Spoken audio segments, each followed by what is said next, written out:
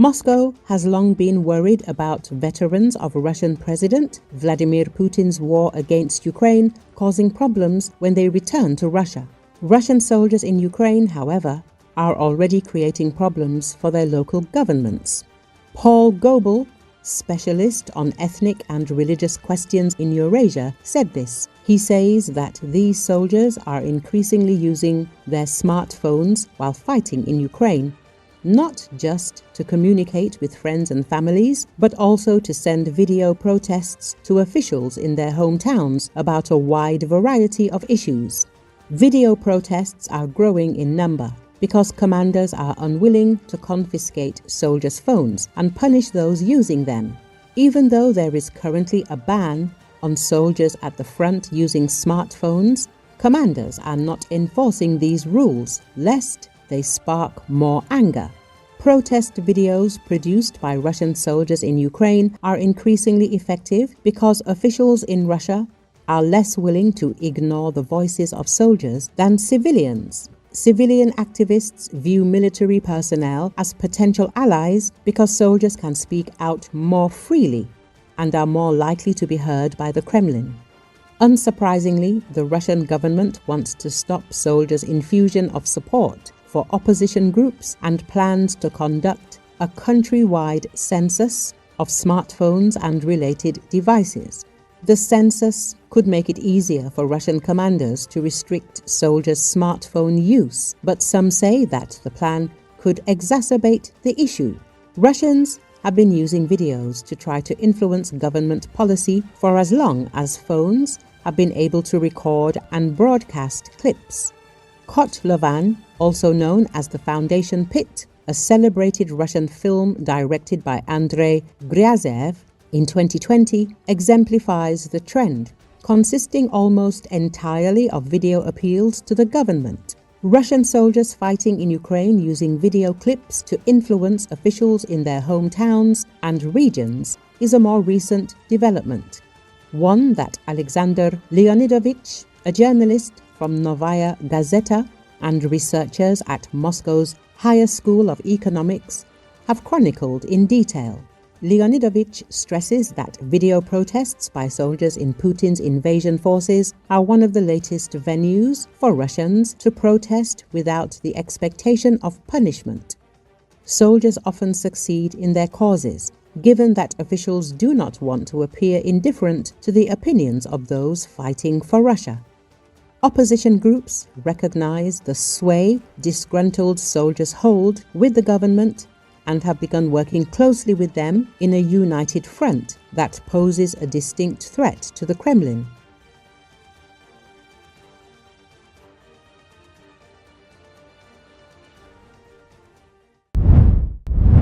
U.S. President Donald Trump says it's not too late for Iran to give up nuclear program. Nothing's too late, Trump said when asked about whether direct U.S. involvement in Israel's military operations against Iran was becoming inevitable. According to Associated Press, he added, "I can tell you this. Iran's got a lot of trouble." Trump's comments came as during an event on the White House South Lawn to watch the raising of a new flagpole. Where's your mindset on that? When you strike the Iranian nuclear component, I mean, you don't know that I'm going to even do it. You don't know. I may do it. I may not do it. I mean, nobody knows what I'm going to do. I can tell you this, that Iran's got a lot of trouble, and they want to negotiate. And I said, why didn't you negotiate with me before? All this death and destruction. Why didn't you negotiate? I said to the people, why didn't you negotiate with me 2 weeks ago? You could have done fine. You would have had a country. It's very sad to watch this. I mean, I've never seen anything like it. It's so, everyone thought it was going to be the reverse. I didn't think so. And I was telling them, you gotta do something. You gotta negotiate. And at the end, last minute, they said, no, we're not going to do that, and they got hit. Remember 60 days, and then came the 60. 61 is going to become a very famous number. That was one hell of a hit. That first hit, that was one hell of a hit. Not sustainable, to be honest. That's where it ended. It ended on the first night. Yes. Is it too late, though? Do you think it's too late to now? Really, nothing's too late. The only thing too late is Powell. Powell's too late. Too late, Powell. Have the Iranians reached out to you, Mr. President? What? Have the Iranians reached out to you? Yes. And what does he say? I said, it's very late. You know? I said, it's very late to be talking. We may meet. It's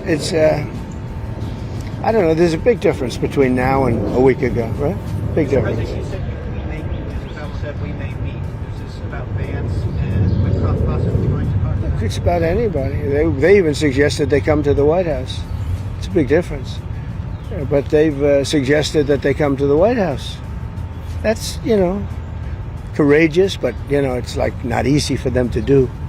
But they suggest, because I can't go now because of what's going on. I had to come back early from the G7, which was terrific, by the way, in Canada. Really terrific. Good people. Is there a possibility of next 40 years they've been saying death to America, death to Israel, death to anybody else that they didn't like?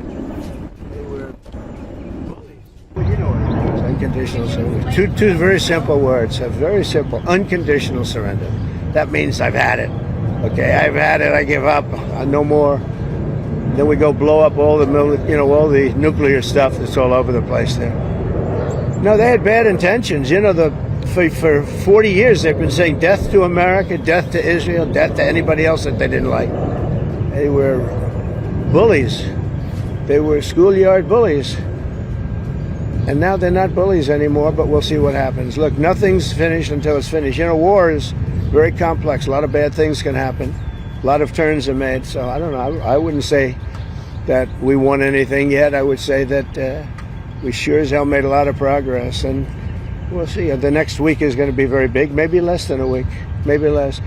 But is there anybody here that said it would be okay to have a hostile, very, zealots really, but to have a hostile country have a nuclear weapon that could destroy 25 miles, but much more than that, could destroy other nations just by the breeze blowing the dust.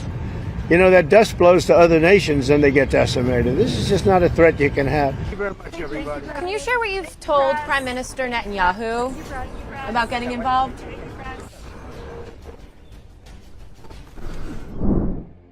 Kremlin spokesman Dmitry Peskov on Tuesday said the Russian embassy in Tehran was working, around the clock, to make sure all Russian nationals could evacuate from Iran through a checkpoint on the border with Azerbaijan.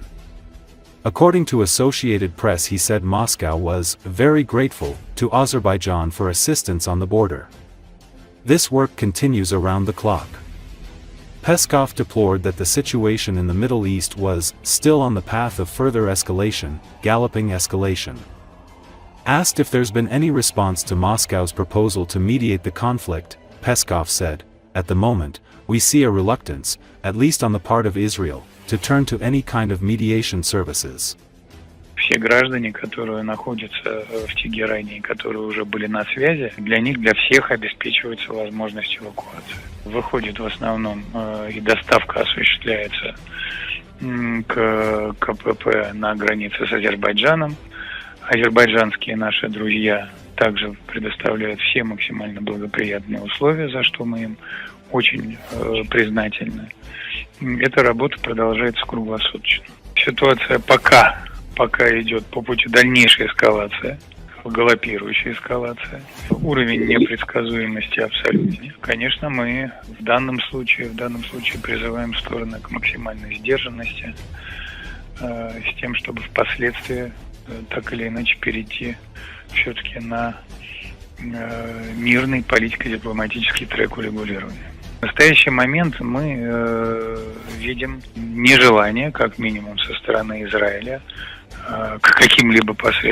обращаться к каким-либо посредническим услугам и вообще выходить на мирный трек урегулирования. Мы согласны с президентом Трампом. Это была большая ошибка тогда по исключению России из формата восьмерки. Но очень хорошо известна наша позиция, которая заключается в том, что сейчас для нас семерка потеряла свое прикладное значение. Нет, пока понимания о следующем раунде переговоров нет.